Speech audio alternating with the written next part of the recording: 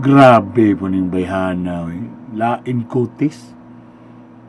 O si angay siyang buhok, oh. Ah! Grabe bayhana, tupis-tupis, marabag ka-sexy. Lain kay glawas, oh. No? Murag dili bagay ba? Pasisisiksi, pakaulaw lang. Uy! Grabe pong bayhana. Wa man ginakabadlong ana niya nga batik na sa tiil, oh.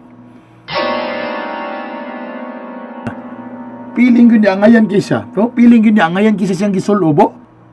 Pangit kayo dili bagay, dili tirno. Sus. Saan yung mga bayhana? Wag yung nakabadlong anila mga bayhana ba?